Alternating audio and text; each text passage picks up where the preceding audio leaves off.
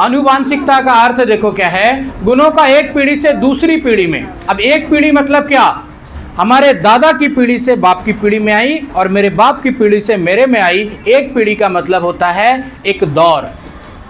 तो एक पीढ़ी से दूसरी पीढ़ी में गुण जो आते हैं, गुण का मतलब है अच्छे विचार, उनकी आदत, उनके तरीके जो हमारे अंदर आके हमको प्रभावित कर सकते हैं। आँखों के गुण, बालों के गुण, शारीरिक गुण, ये सारी चीज़ें जो एक पीढ़ी से दूसरी पीढ़ी में जाती है, इसी गुण को कहते हैं हम आनुवांशिकी, और इसके अध्ययन को कहते हैं आनुवांशिकता। अब आगे है क्या, शारीरिक लक्षण। शारीरिक लक्षण में क्या हो गया, आँखों का रंग क्या है, शारीरिक लक्षण है ना, शरीर का लक्षण है कि आपका आँख कैसा है। मानसिक, बुद्धि, बीमारी का लक्षण कि माँ बाप की जो बीमारी है, जो आनुवांशिकी थी, वो आप में चली गई। एक बीमारी है आँख धाए धाए मारने की बीमारी, दोनों को एक साथ मारेगा, ये बीमारी हो गई आनुवांशिकी, जो माता पिता से चली गई बच्चों में। तो बीमारी भी आ सकती है। लक्षण खराब लक्षण होता है जब एक मारता है, वहां तो दोनों ना, ये पूछना सही है, वो दोनों मारता है बेचारा, नहीं हंसना है। जब देखो लक्षण तो हुआ एक मारा, वो बीमारी के लक्षण है जब वो नहीं मारना चाहता है फिर भी मारता है। उसको कितना लोग बोला रहे तुम दोनों धाए धाए काहे मारता है, लेकिन बेचारा इससे ग्रसित है, वो बात करते करते धाए धाए धाए धाए मारेगा, दोनों एक साथ। तो ये क्या हो गए, उसके जन्मजात लक्षण है जो इस पर उसका कंट्रोल नहीं है। कोई ऐसे ऐसे दांत खींचता है, ऐसे करता है, कोई इसको संकुचन देता है, कोई हाथ पर हाथ ऐसे झाड़ता है। तो ये सारे क्या हो गए, आनुवांशिकी गुण है माता पिता की, जिसको कंट्रोल नहीं कर सकता। हर बात में ऐसे ऐसे करेगा, ऐसे ऐसे करेगा, आप कहोगे सीधा खड़ा रहो, फिर ऐसे करेगा। तो ये क्या हो गया, आनुवांशिकी के लक्षण है, और ये वो कंट्रोल नहीं कर सकता। तो आनुवांशिकता एक पीढ़ी से दूसरे पीढ़ी में जो गुण जाता है, इसको बोलते हैं आनुवांशिकी, और इसके अध्ययन को कहते हैं आनुवांशिकता। और ये लेकर के जाता है जिन, जिनों के माध्यम से आनुवांशिकता के गुण माता पिता से एक पीढ़ी से दूसरे पीढ़ी में जाते हैं, इसको बोलते हैं आनुवांशिकी। जिससे उसके शारीरिक विकास का जो पूरा का पूरा डायग्राम है, ये आनुवांशिकी ही डिसाइड करता है कि एक माँ बाप के गुण बच्चे में गए, बच्चे का विकास उसके माँ बाप के अकॉर्डिंग होगा। यही तो आनुवांशिकी है कि जैसा माँ बाप है उसके जैसे ही उसके अंगों भुजाओं का निर्माण होगा, यहाँ तक कि नाक और आँखों का भी उससे जो मिला जुला होगा। कभी कभार कहती है छड़िया दादी पर चली गई, तो मतलब वो ढेर पुराना आनुवांशिकी में चली गई। कोई कहता है ना ये बेचारी नानी पर चली गई। तो क्या होते हैं कि बच्चों में जेनेटिक के गुण दिखते हैं। अब जैसा बाप वैसा बेटा, इसी को हम लोग क्या बोलते हैं, जेनेटिक्स। कि जैसा बाप है इसका वैसा बेटा, बाप भी फेंकू बेटा भी फेंकू। तो ये क्या हो गए, लक्षण हो गए, चारित्रिक लक्षण। कहेगा बेटों का लक्षण खराब, इसके बाप का भी लक्षण खराब। तो लोग बोलता है ना इसका पूरा खानदान खराब है। तो मतलब क्या, उसका जेनेटिक गुण एक दूसरे में आता है कि भगना भी वैसे फेंकेगा, मामू भी वैसे फेंकेगा, चाचा आया तो और फेंक दिया। मतलब जो है ना, लगेगा इन सारे लोगों का ट्रेनिंग एक ही विद्यालय में हुआ है, और वो विद्यालय है आनुवांशिक।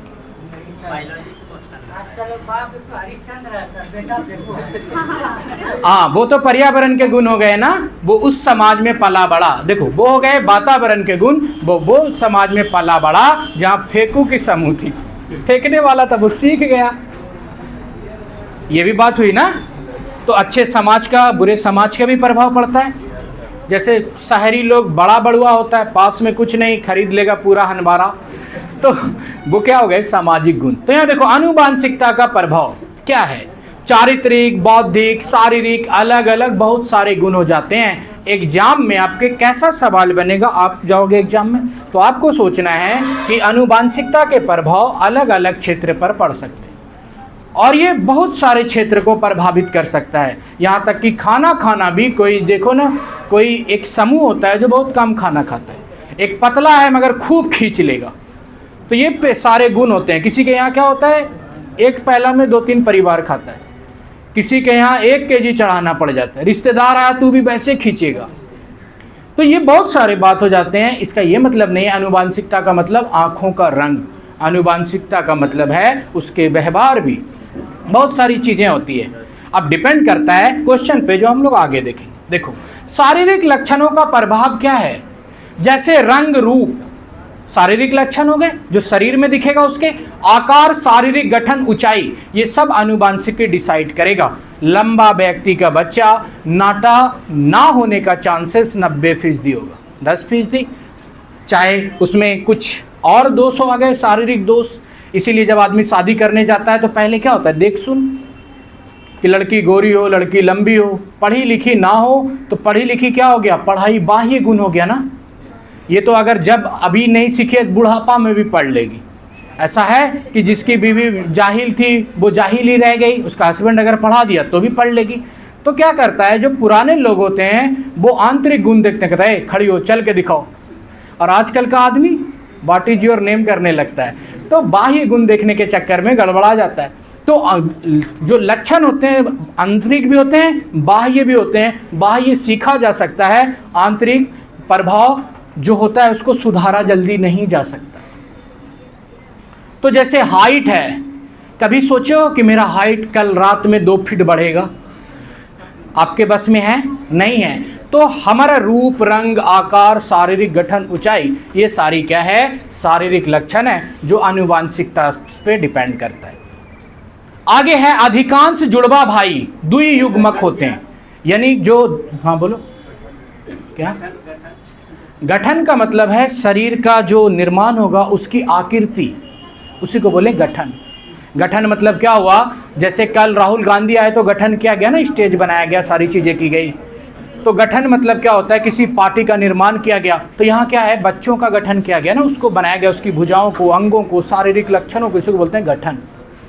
तो यहाँ पे है कि अधिकांश जुड़वा भाई द्वियुग्मक होते हैं, 2 युग्मों से बने हुए होते हैं, पृथक युग्मकों से विकसित होते हैं। सकल मिलता जुलता है पर अनेक भिन्नता पाई जाती है। इससे पहले बात किए थे कि लोगों को लगता है एक माँ से 2 बच्चा एक साथ हुआ, लेकिन वो बच्चा क्या हो गया कि जब वहाँ पे बालक का जब निर्माण हो रहा था तो वहाँ पे उसके जो अंडे थे वो 2 भाग में बट गए। उदाहरण के लिए यहाँ से लेते हैं कलम। जैसे बात करते हैं कि अगर एक बच्चे का निर्माण होता तो ये एक रहता और इसी का विकास होता और बाद में बालक का निर्माण हो जाता। लेकिन अंडे क्या होते हैं, ये जो युग्मक है ये बड़ा होगा, लेकिन ये क्या होता है, टूट जाता है और टूट के अलग हो जाता है और अब ये विकास करेगा अलग अलग। तो यानी दिख रहा है कि एक युग्मक से बालक का निर्माण होता है और यही अगर टूट के 2 भागों में बढ़ गया तो 2 अलग अलग बालकों का विकास हो जाता है। तो यहाँ पे है कि जुड़वा भाई जो होते हैं, अगर ये युग्मक सटा रह गया, ये युग्मक सटा रह गया, एक आदमी के 4 हाथ हो जाएंगे, वो ईश्वर दिखने लगेगा। और अगर युग्मक और सट गए तो बस गल्ला 2 है, शरीर 1 है। ऐसे देखे हो जुड़वा को? हाँ। तो जितना ज्यादा फर्क रहेगा उतना बच्चा स्वस्थ होगा। और जितना ज्यादा, अब मान लो कि कोई बच्चा ऐसे हो गया है, देखो समझने की बात है, बीच में नहीं। अब देखो ऐसे हो गया तो एक का धड़ दूसरे पे एकदम चिपक सा जाएगा और ये युग्मक क्या हो गए, एकदम सेपरेट हो गए, तो बच्चा स्वस्थ हो जाएगा। तो यही है कि युग्मक अंदर जो निर्माण हो रहा था एक का, ये टूट के बन गया 2, या एक दूसरे पर ये टूट के अलग नहीं हो पाया, चिपक के रह गया, तो चिपका हुआ बच्चा होगा, अलग होगा। ये सारे तो यहीं पे बात कर रहा है कि 2 भाई द्वियुग्मक होते हैं और दोनों अलग अलग युग्मजों से बने हुए होते हैं। तो 2 जुड़वा भाई एक युग्मकों से बना हुआ नहीं होगा, 2 युग्मक से बना हुआ और दोनों अलग अलग युग्मक से होगा। अब डिपेंड करता है कि वो विकास उसके जो माँ के गर्भ में हुआ वो कैसे हुआ, उसी के प्रक्रिया में जब विकास होता है तो बच्चा जुड़ जाता है या अलग होता है, स्वस्थ होता है। अब यहाँ पे आगे बात बोलता है कि दोनों एक साथ जन्म लेगा, फिर भी दोनों का विकास में और दोनों की जो डेवलपमेंट है उसमें भिन्नता होगी। ऐसा नहीं है कि आनुवांशिकी एक ही मेमोरी है, चाहे वो माँ जितने भी बच्चे को जन्म देगी सब में एक ही चिप लगा हुआ होगा। आप रोबोट देखो बनाओ, सब में एक चिप लगाओगे, सब एक जैसा रिस्पॉन्स करेगा। लेकिन एक माँ अपने दो एक समान बालक को एक साथ जन्म देने के बाद भी दोनों में आनुवांशिकी के गुण एक जैसे नहीं डाल सकती। तो आनुवांशिकता भी क्या होता है, बालकों में अलग अलग होता है। कि अगर आपकी बहन अगर माँ के किसी रोग से ग्रसित है तो ये जरूरी नहीं है कि उसका भाई भी ग्रसित हो। क्लियर हुआ? कि अब क्या होगा कि बहुत लोग शादी इसलिए नहीं करता है कि उसकी बहन है विकलांग, बहुत आदमी ऐसे भी होते हैं। तो विकलांगता आनुवांशिकता के गुण नहीं है, विकलांगता बच्चे के शारीरिक गुण है। अब मान लो कि उसके जन्म के समय उसके साथ खींचतान या जैसी भी गड़बड़ी हुई तो उसके वजह से मान लो वो विकलांग हो गया, या जन्म लेने के बाद ही वो पोलियो से ग्रसित हो गया। इसका ये मतलब नहीं है कि उसका पूरा खानदान अब विकलांग ही होगा। तो विकलांगता बच्चों के अपने शारीरिक गुण है। और अगर वो क्या करेगा, जब विकलांग का भी शादी होगा तो वो स्वस्थ बच्चा को ही जन्म देगा, वो विकलांग खुद ही। तो आनुवांशिकता के गुण विकलांगता नहीं है। ये कौन गुण है? शारीरिक गुण है यहाँ पे। अब आगे है, शारीरिक लक्षणों के बाहर जिन होते हैं, वाहक जिन होते हैं। कि शारीरिक जो लक्षण होते हैं जो जाते हैं वो किसके माध्यम से जाते हैं? जिन के माध्यम से। जिन ही जिम्मेदार है आनुवांशिकी को लेके जाने में। आज साइंस इतना तरक्की नहीं की है कि जिन को चेंज किया जा सके। एक मूवी आई थी, उस मूवी में दिखाया जाता है कि जिन को परिवर्तित कर करके पुराने ज्ञान को वापस लाया जा सकता है। जैसे एपीजे अब्दुल कलाम से अगर किसी का जिन मिलता जुलता होगा तो हम एक और एपीजे अब्दुल कलाम पैदा कर पाएंगे। हम पुरानी खोई हुई प्रजातियों को फिर से जीवित कर रहे हैं। उसके जिनों से जो मिलते जुलते जानवर हैं उसमें जिन का ट्रांसप्लांट कर रहे हैं, ताकि उसके जैसा ही हम जीव को पुनः धरती पर जिंदा कर सकें। और जिन क्या करता है, हमारे अंदर अच्छे गुणों को लाता है तो बीमारियां को भी लाता है। अगर इसीलिए जेनेटिक बीमारी आज तक हम लोग उसको सफल तरीके से सुरक्षित नहीं कर पाए। इसका कारण है कि जिन के बारे में आज भी पूरी तरीके से अध्ययन संभव नहीं है। और अगर हम जिन के बारे में अध्ययन संभव कर पाएंगे तो लाइलाज बीमारी ठीक कर पाएंगे, जिन ही बदल देंगे। जो परिवार से आए हुए दोष हैं वो खत्म कर देंगे, जिन ट्रांसप्लांट। बहुत सारी बीमारियां हैं जो जिन के वजह से फैलती है, वो सारा ट्रांसप्लांट कर देंगे। इसीलिए जिन से संबंधित बीमारियां क्या होती है? आनुवांशिकी, जन्मजात, लाइलाज। इसीलिए जो आनुवांशिकी बीमारियां है ना वो होती है लाइलाज। आप देखोगे समाज में छोटे छोटे बच्चे जो होते हैं, शरीर बड़ा हो जाता है, बुद्धि छोटा, जीव निकालता रहेगा। देखो जिसको मंद बुद्धि बालक समाज में जो हो जाते हैं। जिन जो होता है, जैसे डीएनए आरएनए नाम सुनो तब बायो में जाना पड़ जाएगा। वो दोनों से बनी हुई द्वियुग्मक कुंडली को जिन कहते हैं, जो संरचनाओं की होती है, जो शरीर के अंदर लेकर के जाते हैं। ये बायोलॉजी का सेक्शन हो जाएगा। आपको याद रखना है कि आनुवांशिकी को कौन लेके जाता है? जिन लेके जाता है। तो जितनी ज्ञान की बातें हैं हम करते हैं। आपका क्रॉस क्वेश्चन क्या करता है? लोगों के डाउट को क्लियर करता है। इसलिए आपस में मत उलझो। अगर हम ठेकेदारी लिए हैं तो आपको पढ़ाएंगे भी।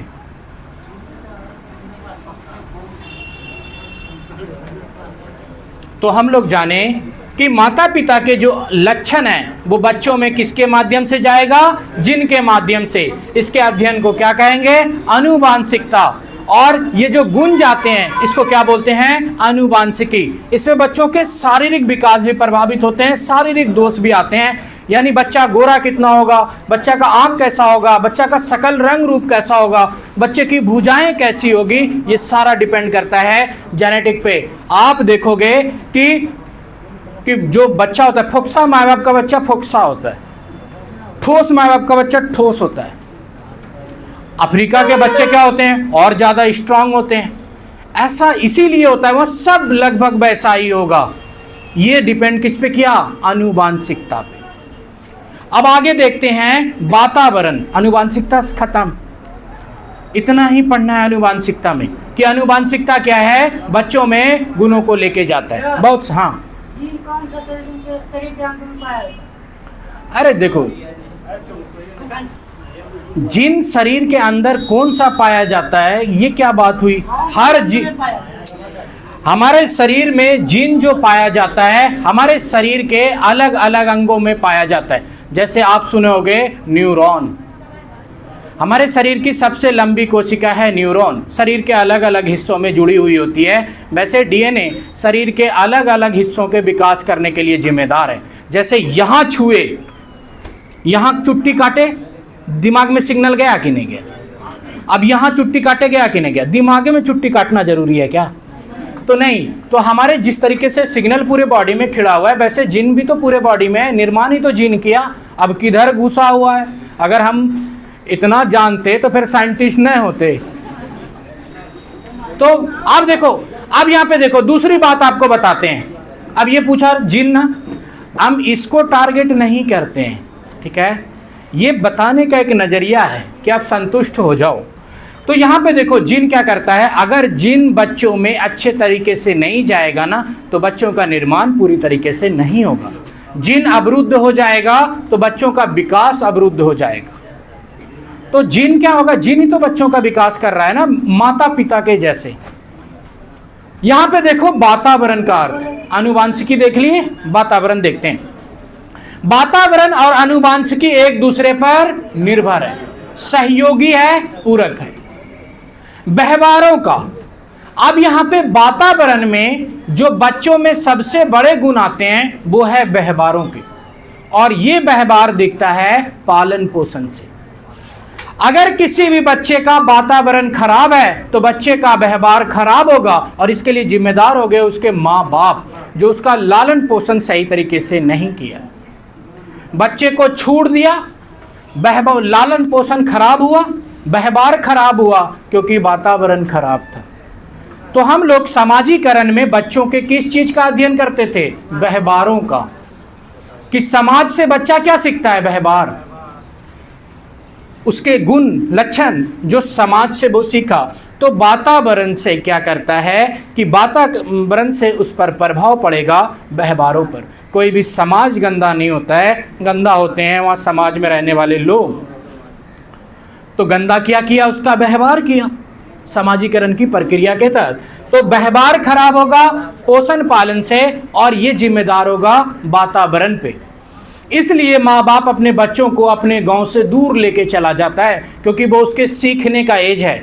इस समाज से दूर, क्योंकि जिस समाज में ये रहा है उसके दोस्त को जान रहा है कि ये समाज अच्छा नहीं है, यहाँ रिश्तेदार लोग हैं, बच्चा तुरंत दोस्ती कर लेगा, और जैसे संपर्क में आएगा प्रभाव पड़ेगा व्यवहारों पर, और उसका माँ बाप चाह करके भी उसका लालन पोषण अपने तरीके से नहीं कर पाएगा। अगला है वातावरण के दो अंग हैं, भौतिक और मनोवैज्ञानिक। आपको पढ़ाए थे भौतिक क्या है? क्या है भौतिक? हाँ, जो देखो है ना, इसीलिए जो ऊपर वाला के बस में है, जैसे वर्षा, तापमान, आर्द्रता, ये सब क्या है? भौतिक। मनोवैज्ञानिक क्या है? व्यवहार। जो मनोवैज्ञानिक है, हम लोग जो बनाए, जो जैविक संसाधन है जो इंसानों के द्वारा बनाए गए। भौतिक संसाधन वायु, तापमान, जलवायु, परिवेश, क्योंकि ये सब किसने बनाया? ये सब भौतिक संसाधन है। तो भौतिक संसाधन भी अच्छे होने चाहिए और मनोवैज्ञानिक भी, कि हमारे जो गुण हैं वो क्या होने चाहिए? अच्छे तरीके के होने चाहिए, सामाजिक गुण होने चाहिए। ये हो गए वातावरण के दो। अब वातावरण को प्रभावित कौन कौन करेगा? देखो, शारीरिक क्या होगा कि पहाड़ी क्षेत्र में रहने वाले लोगों का कद छोटा होता है, ये शारीरिक हो गया वातावरण के कारण। और दूसरा, मैदानी क्षेत्र में लंबा और सुडौल, गोल मटोल, सुडौल। देखो, जरूरी तो नहीं बोले ना, जरूरी बोले, आनुवांशिकता डिपेंड करता है, लेकिन वातावरण के लंबे संपर्क में रहने से वैसा होने का चांसेस बहुत ज़्यादा है। अगर आप स्वस्थ हो, इंडिया के हो, चाइना में शादी करोगे ना, आपका बच्चा भी नेपाली चाइनीज जैसा दिखेगा, इसकी बहुत ज़्यादा चांस है। तो क्या क्यों हुआ? फिर आप पे भी जाएगा आनुवांशिकता के कारण, लेकिन फिर 2-3 पीढ़ी के बाद फिर क्या होगा? वातावरण का उस पर दबाव ज़्यादा पड़ जाएगा, धीरे धीरे धीरे धीरे हम लोग क्या थे, ऐसे ही थे, इंसानों जैसे, क्या जानवर जैसे थे। धीरे धीरे धीरे आदमी धीरे धीरे गोरा होता जा रहा है, धीरे धीरे और गोरा होता जा रहा है आदमी। कोई बात नहीं, फिर से स्टार्ट करेंगे। इसी को कहता है धैर्य। अच्छा ये बंद हो गया, वहां से ऑफ करते हैं।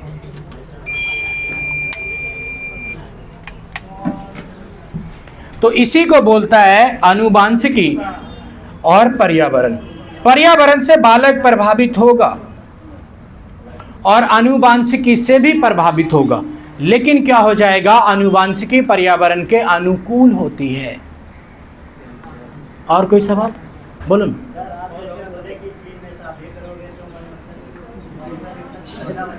हंसो नहीं।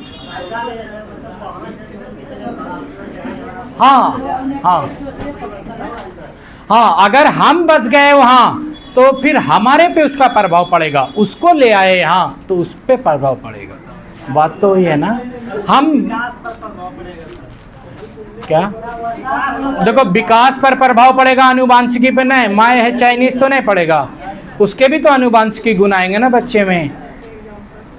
तो माँ बाप की भी, माँ का भी तो गुण आनुवांशिकी जाएगा ना, जाएगा कि नहीं जाएगा? 50-50 नहीं होगा भाई, कोई जरूरी नहीं है कि 50 होगा। ये तो प्रकृति डिसाइड करेगी ना, आप कुदरत नहीं हो ना हम हैं। ये तो गलत बात हो गई कि 50-50 नापने कौन गया है। चलो बात हटाओ, ये सोचना भी मत कि 50-50 हम बोले हैं क्या, गलत हो जाएगा सवाल।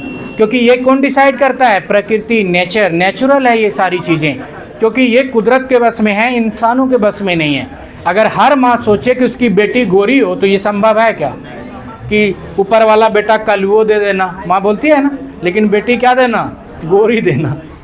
तो क्या होता है कि बस में है माँ के, बाप के।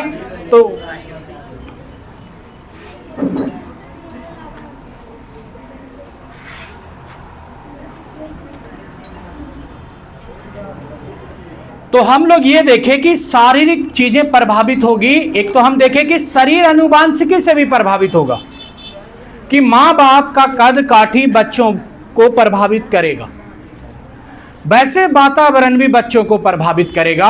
अगर आप क्या हो, मैदानी इलाके में हो तो आपका काठी उस जैसा होगा, निर्भर करेगा उस पर। इसीलिए फिर क्या होता है कि हर समाज का एक लेवल होता है। हमारे यहाँ अगर 5 फीट का आदमी हो गया तो नाटा बोलोगे, चाइना में 5 फीट का आदमी यंग मतलब लंबा है। तो हर समाज अपनी क्या करता है, अपनी पर्यावरणीय दृष्टिकोण से अपने स्तर को तय करता है। असम, अगर असम लोगों को उस आर्मी में भर्ती करते हैं तो उसके पर्यावरण दशा के अनुसार उसके हाइट को लेते हैं। नहीं तो 1 कोठो जा पाएगा वो लोग, 1 कोठो आर्मी में नहीं जा पाएगा। 169 अगर हाइट लेगी सरकार तो उन लोगों के लिए मानक क्या है, नीचे कर दिया जाता है। और ये क्या है, आनुवांशिकी दोष।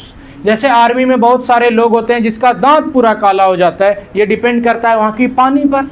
आप सहरसा, सुपौल, मधेपुरा जाओगे ना, दांत काला हो जाता है। आप कहोगे तुम नशेड़ी हो तो दांत काला नशा का मानक है क्या?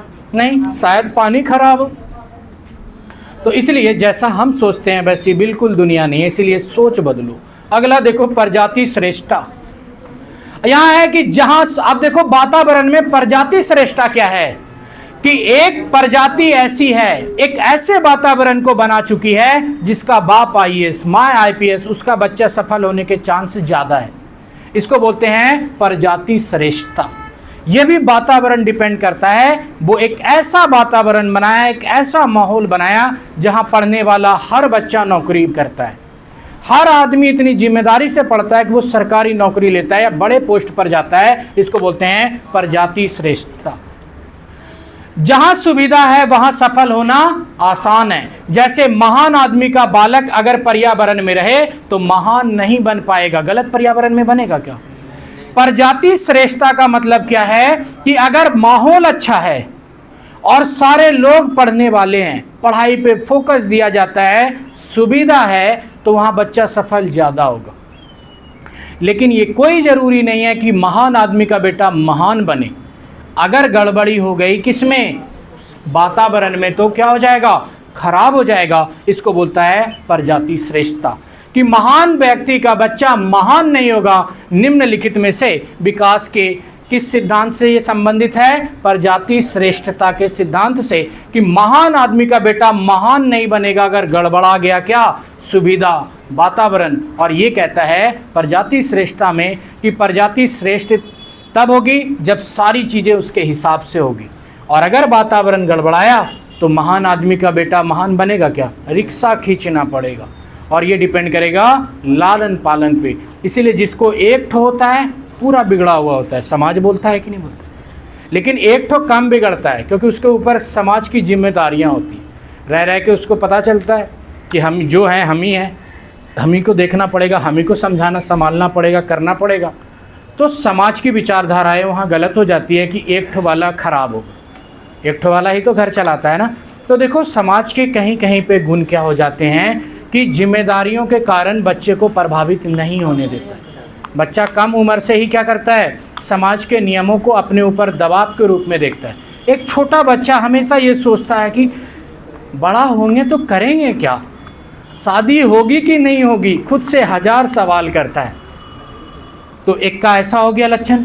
दूसरा होता है कहता है दूर कुछ नहीं करेंगे तो ज़मीन बेचेंगे, तो उसके विचारधाराएं अलग हो गई। तो फिर क्या होता है कि बच्चों के अपने सोच के ऊपर भी क्या करता है, उसका विकास निर्भर करता है। आगे है व्यक्तिगत प्रभाव। तो व्यक्तिगत प्रभाव होता है आनुवांशिकी से ज्यादा पर्यावरण समाज का असर पड़ता है, व्यक्ति पर प्रभाव पड़ेगा। जैसे चोर समाज का बच्चा चोर होगा, तो ये अब देखो चोर समाज का बच्चा चोर होगा जरूरी नहीं है, लेकिन आपको बोल रहे हैं व्यक्तिगत प्रभाव, यानी कि चोर समाज का बच्चा चोर के साथ में रहेगा। तो यानी सोहबत में रह करके अगर आप में उसके लक्षण आ रहे हैं तो इसको क्या बोलते हैं? व्यक्तिगत प्रभाव। और ये कहाँ से आए? समाज से, क्योंकि वो समाज के ही लोग हैं ना। तो इसीलिए कहता है कि अच्छे लोगों का असर अच्छा पड़ता है, खराब लोगों का असर खराब पड़ता है। और इस असर को किसके अंतर्गत विकास के रूप में देखा जाता है? व्यक्तिगत प्रभाव, कि दूसरे व्यक्ति का आप पर क्या प्रभाव पड़ा। यानी आदर्श भी अच्छे होने चाहिए आपके। किसी किसी का आदर्श क्या होता है? उसके स्वभाव के अनुसार होता है। किसी की इच्छाएं किसी के प्रति है, किसी का फेवरेट बल्ला तो रूम में बल्ला का फोटो लगा देगा, किसी का फेवरेट विराट कोहली तो विराट कोहली को लगा देगा, किसी के तो फेवरेट डायरेक्टर है वो उसी का फोटो लगा दिया। तो क्या होता है कि क्या होता है कि नहीं? अब तुम कहोगे डायरेक्टर APJ अब्दुल कलाम लगाओ, तो ये जरूरी नहीं है कि आपकी विचारधारा है उसकी विचारधाराओं से मेल खाए। तो व्यक्तिगत प्रभाव है। किसी को क्या होता है, कहोगे तुमको अकल नहीं है, नशेड़ी के साथ घूमते हो, कहोगे दोबारा नहीं बोलना। नशेड़ी है तो है क्योंकि वो उससे प्रभावित है। आप अच्छे लोगों के साथ घुरो, होगा कि नहीं, फिर 100 तरीके की बात बोलने लगेगा। तो व्यक्तिगत से प्रभाव भी पड़ता है धीरे धीरे, और जैसा वातावरण होगा व्यक्तिगत विशेषता वैसी ही होगी। कि कोई समाज क्या करता है कि छोटी सी गलतियों को बहुत बड़ा समझता है। जैसे पुरिया खा लोगे, धोपे गए पुरिया खाते हो, तो वहाँ व्यक्तिगत विशेषताएं एक्टिव हो जाती है चीज़ों के प्रति। और कोई समाज के अगर पुरिये तो खाया है, जहर तो नहीं पी लिया, हटाओ, तो क्या होता है जैसा समाज वैसी व्यक्तिगत सोच होगी। तो व्यक्तिगत प्रभाव किस पर डिपेंड करता है? वातावरण पर। ये हो गया हमारा चैप्टर का कंटेंट खत्म। कि कितनों पढ़ो कभी अंत नहीं होता है सीटेट का। और हम लोग यहाँ पर क्वेश्चन देखे थे यहाँ तक, अब इसके ऊपर देखते हैं। हम आपको क्वेश्चन से ही यहाँ पे है, यहाँ पे देखो कुछ और चीजें हैं, तो ये सारी जानते हो। लालन पालन खराब होगा, वातावरण से प्रभावित होगा। सामाजिक कारण, भौतिक कारण हो गया स्थिर मौसम, क्षेत्र में विकास सही तरीके से होता है। अब देखो बच्चे का जो विकास होता है भौतिक कारण पे, कि जहाँ का मौसम स्थिर है वहाँ आदमी बीमार नहीं पड़ेगा। यहाँ मौसम बदलता है तो सर्दी खांसी बुखार, शरीर को एडजस्ट करने में समय लग जाता है। तो जहाँ मौसम स्थिर है वहाँ बालक का विकास वातावरणीय तरीके से अच्छे से होगा। जैसे जहाँ खाली ठंडा ही है तो बॉडी एडजस्ट किया हुआ है, जहाँ गर्मी है तो बॉडी एडजस्ट किया हुआ है, जहाँ कभी खुशी कभी गम यहाँ प्रॉब्लम होती है। यहाँ कभी आदमी क्या हो गया, ठंडा के बाद गर्मी है तो उसी में आदमी निकल लिया, ऐसा बीमार पड़ गया। तो मौसम जहाँ बदलते रहते हैं वहाँ बीमारी का प्रकोप ज़्यादा होता है शांत पर्यावरण के हिसाब से। तो स्थिर मौसम में विकास क्या होता है? ज़्यादा होता है। बदलते मौसम में विकास क्या होता है? कम होता है।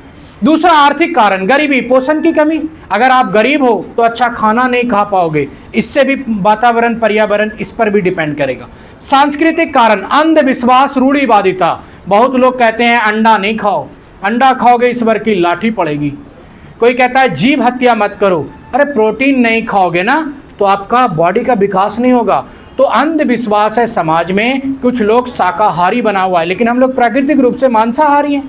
तो अंधविश्वास, रूढ़िवादिता भी वातावरणीय कारक है, विकास के कारक है, जो बच्चों के विकास में बाधा डाल रही है। कि अब क्या किया कि दही खाओ, पनीर खाओ, दही पनीर मिलता नहीं, अंडा खा नहीं सकते, तो शारीरिक विकास बाधित होगा कि नहीं होगा? होगा। अब यहाँ आ गया हमारा सवाल, पढ़ना पढ़ाना खत्म। यहाँ है पहला सवाल,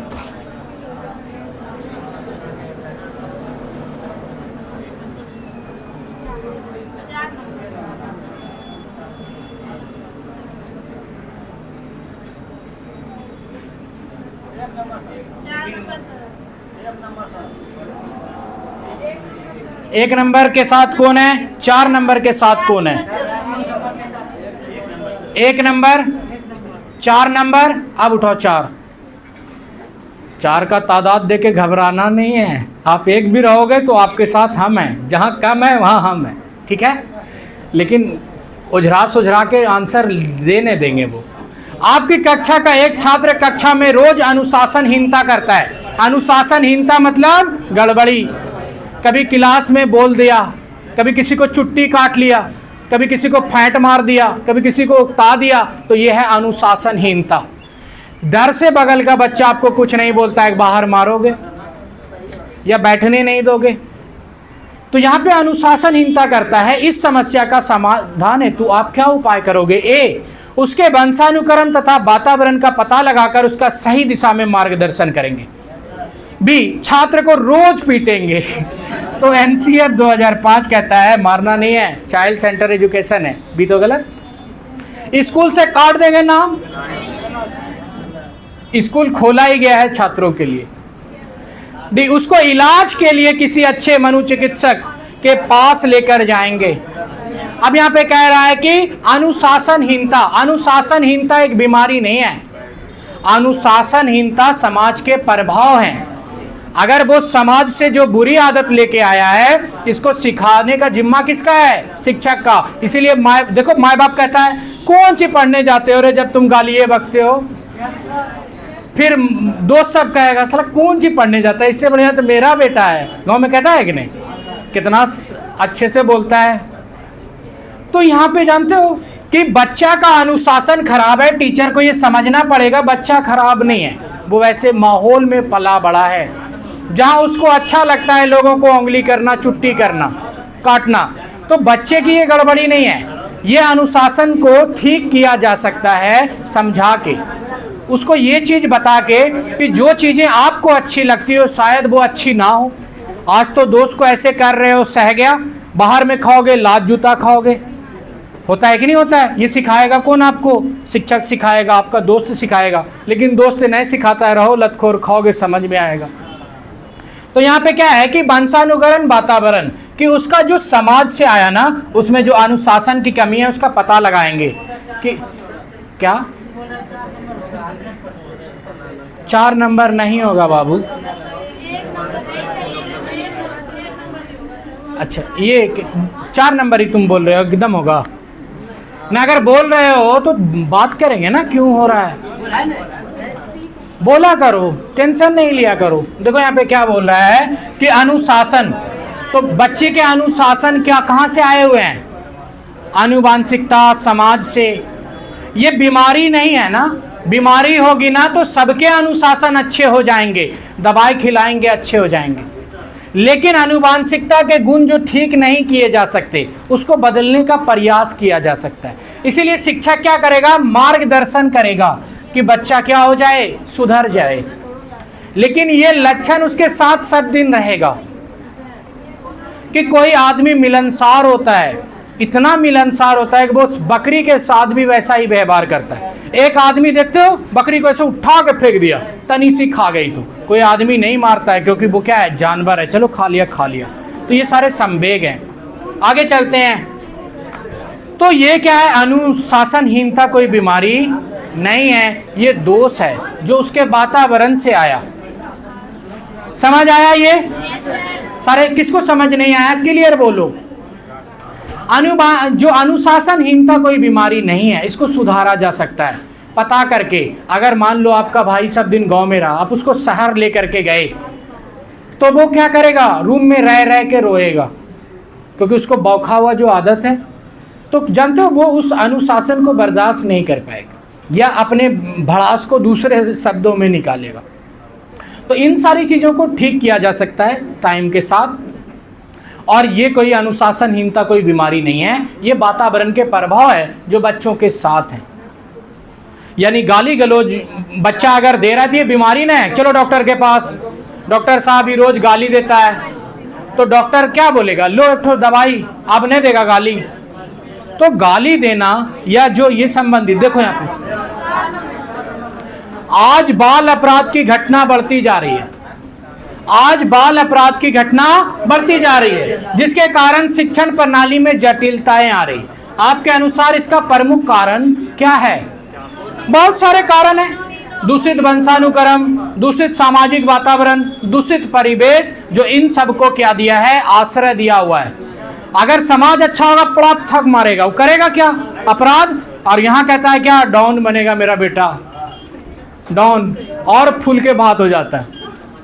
तो क्या हो गया, हमारा समाज ही उसको क्या किया, अपराध की ओर धकेलता चला गया। और अपराध के बहुत कारण हैं, अपराध के कारण है गरीबी, अपराध के कारण है माता पिता का लालन पालन खराब होना, अपराध के कारण है माँ बाप का आपसी संबंध अच्छा ना होना, रोज झगड़ा करना, रोज मारपीट करना बच्चों पर, उसका भी प्रभाव पड़ता है। अगला है क्वेश्चन कि निम्न में से कौन से वातावरण संबंधी कारक है जिससे बालकों के विकास में उसके परिवेश अर्थात परिवार, समाज। तो देख रहे हो थोड़ा सा चेंज होता है, क्वेश्चन वैसा ही बन गया, सारे हो गए। ये देखो क्वेश्चन, अच्छा हम सॉरी, ये देखो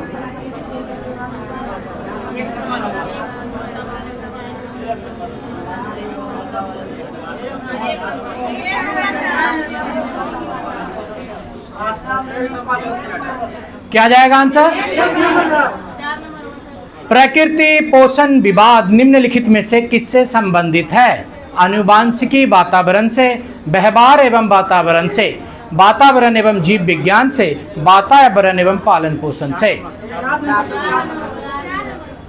किससे जाएगा? अरे देखो इसमें है प्रकृति और पोषण, दो चीजें हैं। तो प्रकृति हो गया क्या, आनुवांशिकी, और पोषण हो गया वातावरण। पालन पोषण तो वातावरण में ही आता है ना, तो पालन व्यवहार तो वातावरण में, व्यवहार जीव विज्ञान वातावरण, वातावरण पालन पोषण। तो इसका आंसर क्या हो गया? एक नंबर।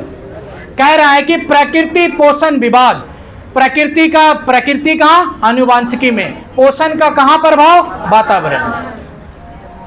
ये दोनों विवाद कहां दिखेंगे? आनुवांशिकी एवं वातावरण। आंसर क्या हो गया? ए। क्योंकि की पॉइंट है ना, प्रकृति मतलब आनुवांशिकता, पोषण मतलब वातावरण। अब दूसरा यहां पे कह रहा है वातावरण व्यवहार दोनों तो एक ही हो गया। दूसरा कह रहा है कि वातावरण जीव विज्ञान, वातावरण एवं पालन पोषण। आप देखो इसीलिए बच्चा रट लेता है, जहां देखो आनुवांशिकी वातावरण मार दो आंसर। लेकिन आंसर रट के नहीं जाना है, क्योंकि सवाल क्या हो सकते हैं, अलग भी हो सकते हैं। आपके सारे डॉट यहाँ पे क्लियर हो जाएंगे। क्वेश्चन सेट किए हैं 40।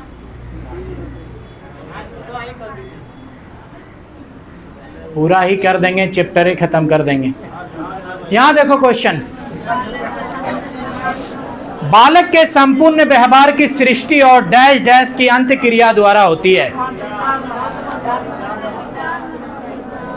सीधा दिखने लगा।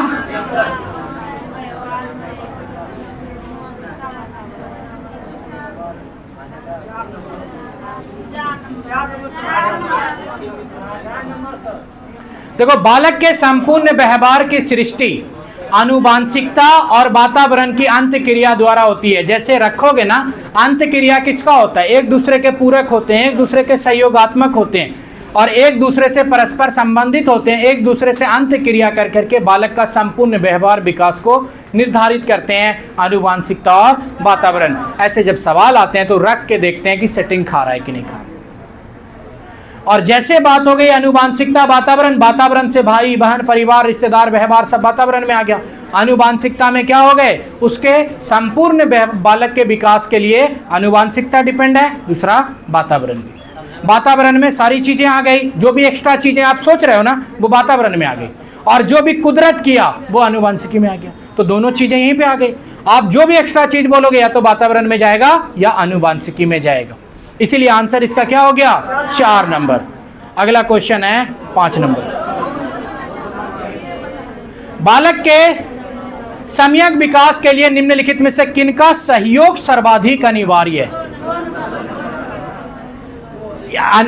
है? तो ही सबका भी, लेकिन सबसे ज्यादा क्या हो गया? वंशानुक्रम और वातावरण।